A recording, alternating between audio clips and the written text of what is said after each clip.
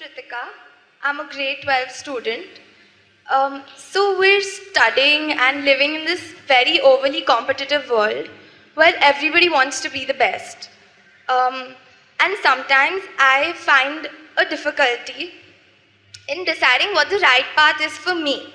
Because even though I may be good at, say, dancing or singing, there's always somebody who's better than me. So my question to you is, how do we find the motivation, sorry, how do we find the motivation to do something that we like for the sole purpose of being happy ourselves instead of following the society's demands to, be the best at what we do? Thank you. Now, this ailment has caught us quite a bit. We don't want to be the best, really, if you really look at it, because you don't know what is the best. Does somebody know what is the best? Hello? Do we ever know what is the best? We don't know. All we want is, we want to be better than the person who is sitting next to us.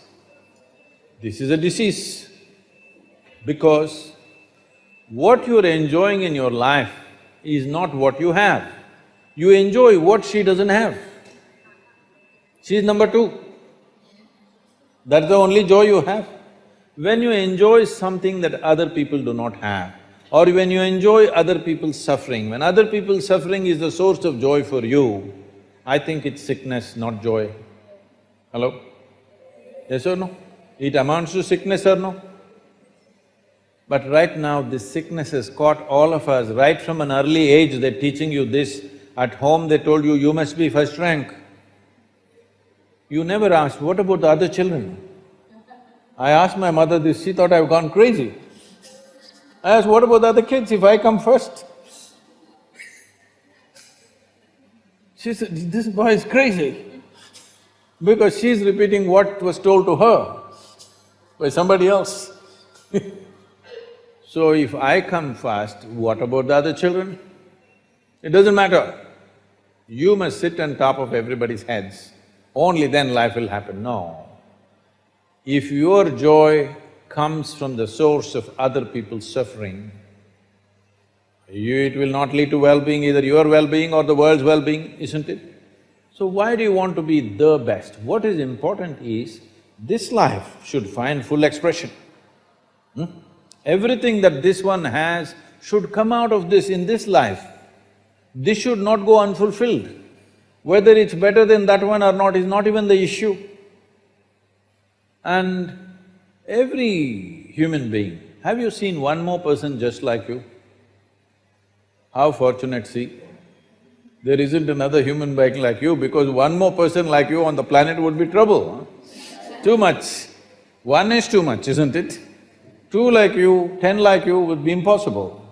So, nobody is like you. The important thing is, will you unfold all the possibilities that you hold within yourself? This is all the concern should be. But right now our systems are created like this all the time, who is fast, who is best, all this rubbish. Well, competition is okay for short term. You want to run a race, okay, who's going to win? That's fine. But life is not a race. If life becomes a race, and if you want to win, you must hit the finish line first, isn't it? What does it mean, huh? You want to hit the finish line today? No. So you better not win, you'd better not be the best. So don't make life into your race. Limited sport we will play here and there, where we race with each other, just to test our grit, all right? Huh? You and me are going to race right now. Now we will race like our life depends on it for a short period of time. But if you make your entire life into your race, and if you win, you're gone. No, not a good way to do life. So you don't have to be the best, you just have to be the best that you can be. Everything that you can be must happen. You don't have to be better than somebody else ever, it's not necessary. And nobody can be, because every one of you is a unique being. When you're unique, Is that better? Or you're one up on somebody, is that better? You are unique.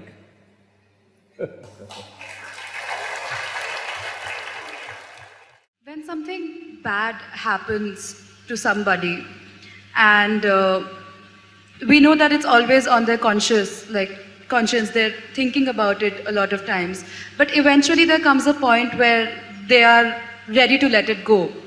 But somewhere there's a guilt that if they let this thing go, like something that's troubled them for so many years, there's this guilt where they don't want to let the past go because they feel guilty of letting it go. So why does that happen, and how do we let go of that guilt? Like, even if we take, for instance, sexual abuse, if a girl is sexually abused and eventually if she reaches a point where she is ready to overcome it, but she feels guilty to let it go because it has troubled her for a very, very long time, and not just her, the ones around her as well. So is it right to let it go at that point, or like how does one deal with a situation like this? See, I think the struggle is coming from a misunderstanding that something either unpleasant or terrible that one may encounter in one's life, it can just happen to anybody in so many different ways. If it happens, people think they must forget it. No, you should never forget it. If something terrible happens to you, you should never ever forget it, because if you forget it, you may walk into it again. But we must know the distinction between what is memory and what is living. You are living. Memory is a dead memory, you're supposed to use it as wisdom to see such things don't happen to you in your life.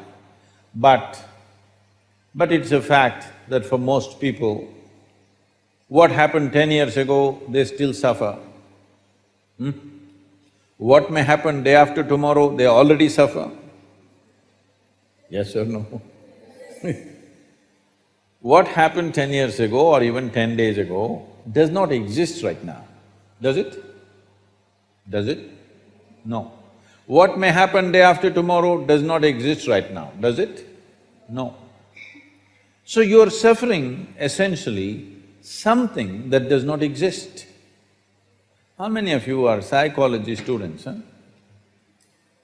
Is there a medical term for those people who are suffering something that does not exist? No, don't tell them please, they'll suffer that. If you are suffering something that does not exist, on some level it means insanity, isn't it? This may sound very cruel to you right now when I say this, because, oh, I got my pains. See, you're carrying your pains like badge, don't do that. When something bad happens to us, when something hurts us, we can either become wise or wounded. This is a choice we have. Either we can become wise with it or we can become wounded with it. As we already went through this, life is just a certain amount of time. It's ticking away. As you sit here now, you are 1 hour closer to the grave since you came here. Yes or no? Yes, it is. It's going away for all of us. So in this, where is the time to carry every experience like a wound? No. This must become your wisdom. If terrible things happen to you, you must become wiser than others, sooner than others, isn't it? But unfortunately, most people choose to become wounded simply because, again, in our systems of education, we have done nothing about the nature of human mind. We are busy studying frogs and cockroaches and trees and chemistry and physics and planets and everything. No attention to the nature of this one. So we don't know how to use our faculties. The greatest faculties that you have right now as a human being is, you have a vivid sense of memory. Everything that happened, you can remember as if it's alive right now. Yes? There is a repository here, there is an archive in your mind which can replay the whole video if you want. But this has become a problem.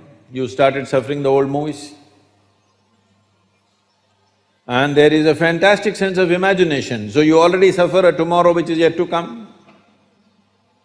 This is basically because we have not taught our children and the people in the world how to employ our faculties, how to use our memory, how to use our imagination, how to experience life right now, how to sharpen the experience now. Your whole life is happening between these three dimensions: memory, present experience and imagination. This is your life, isn't it? These are three dimensions. We call them trikala, three dimensions of time. All your experience of life is happening here. But if you lose distinction between what is past, what is present, what is future, then everything hurts. For not everybody, terrible things have happened. Unfortunately, for a few people, they have happened. But the rest of the people are simply suffering something, isn't it? Because it's fashionable to suffer. Just people think if they're suffering, they are very intellectual, they're very profound.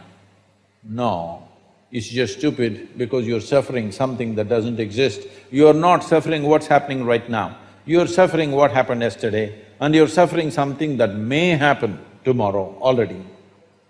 So this madness has been encouraged simply because we never train people how to use their faculties. Do you agree with me that this human machine that you carry and I carry, this is the most sophisticated machine on the planet? Hello? Have you read the user's manual? User's manual, have you read? No. When are you going to read it? On the last day?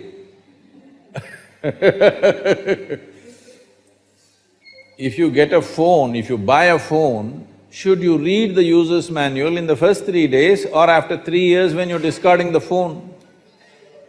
Earliest, isn't it? Within the first day you must read, then only you can use this phone well. The same goes for this. If you do not understand the nature of what this is, how will you put this to use?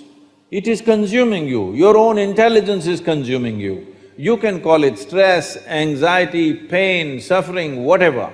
Essentially, your intelligence is turned against you, that's all the reality is.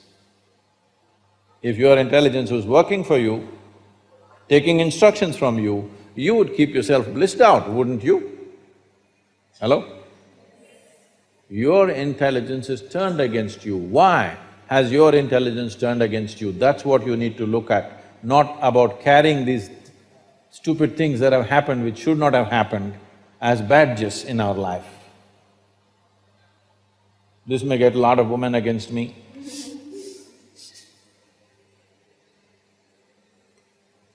If I was against you, I wouldn't be here. Yes?